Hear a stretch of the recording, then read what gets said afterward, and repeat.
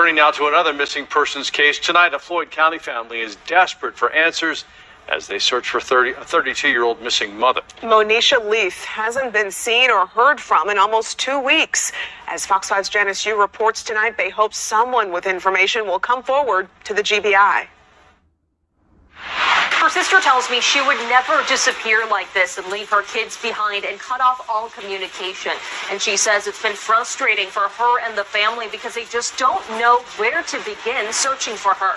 She's like a best friend to her kids and stuff. Like, they can talk to her about anything. Jacqueline Leath says her younger sister's world revolves around her 3 children. And that's why she says she knew something was wrong on February 24th. It was like 6:30. I got a call from my niece's after school program was saying that my sister did not come pick up the kids or whatever. Leath says she last talked to her sister, Monisha Leath, earlier that day. She tried video chatting with her later around 5 o'clock, but she didn't pick up. Instead, Leath says her sister's husband called back. Called me right back off her line, off the phone, was saying she was in the store. Since then, Leath says messages and calls to her sister's phone have gone unanswered.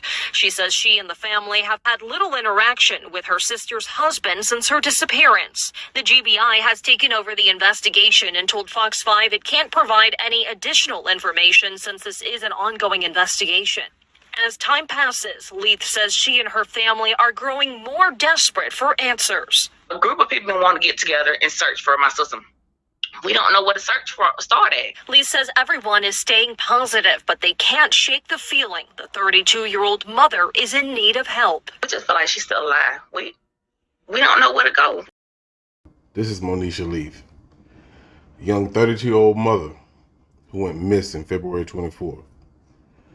As you heard on the news clipping that we just saw, her sister found out she was missing once the after-school program contacted her, stating that they didn't pick up her niece.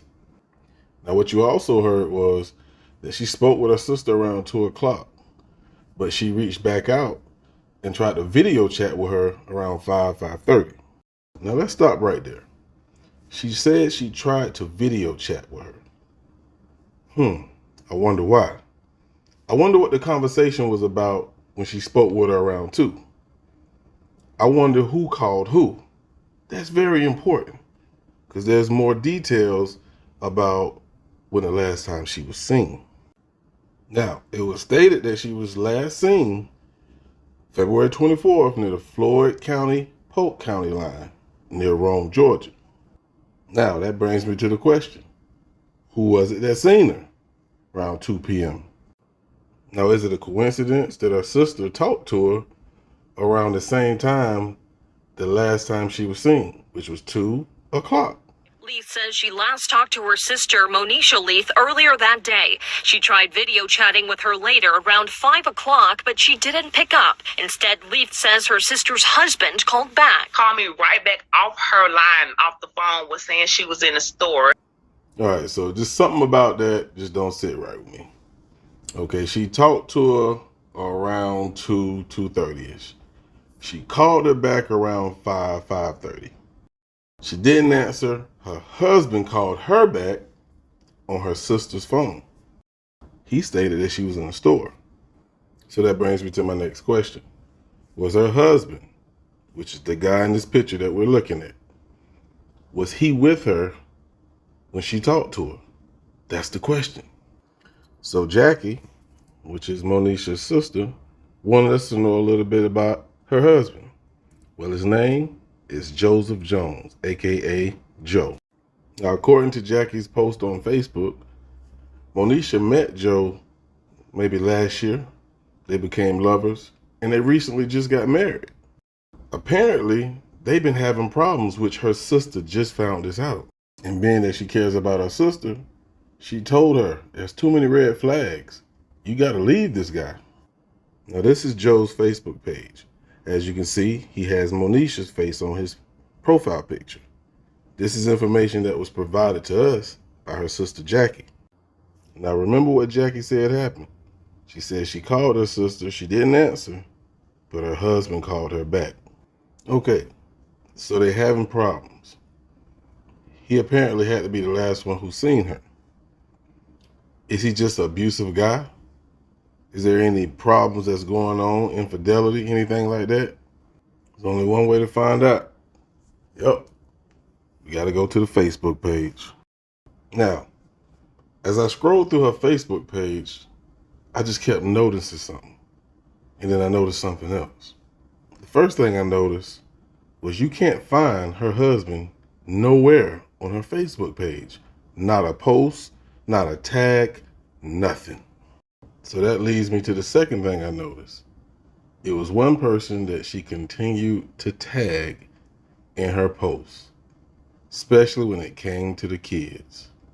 Mr. Stephen Walker. Who is Stephen Walker, you ask? Well, that's her kid's father.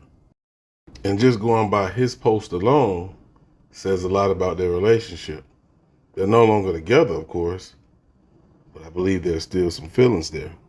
Now, of course, this post is after he found out she was missing. But let me read something.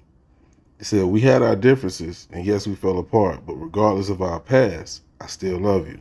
He would go on to say, "We would talk for hours about everything on our minds. I miss my best friend." Now, don't get it twisted. I'm not saying two parents can't be friends. I'm not saying that at all. But it can cause friction to post and tag your child's mother or your child's father and you're in a relationship.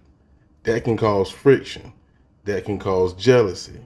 And most of all, it can cause insecurity. So what I'm getting at, maybe Joe was jealous.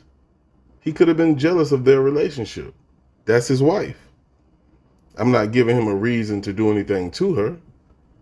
But what I also found out was he went to jail back in January for domestic violence against Monisha. So with all this being said, Joe is my number one suspect. Matter of fact, Joe is my only suspect. And there's a problem with it. I don't even think the police have spoken with him.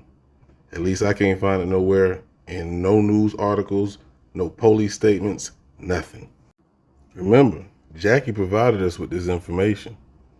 Did the police act on it?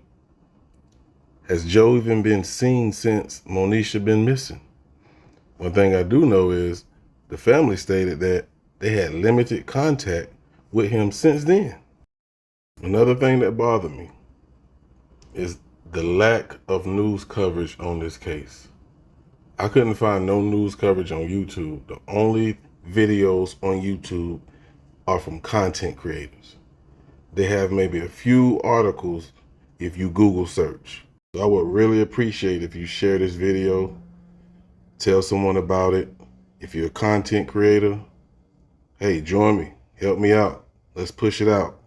I know John Q's on it and Libby's on it. Help spread the word. We need to help find Monisha. Think about it. What if this is your daughter? I'll be back with more updates as soon as I get them. Y'all be easy and one love.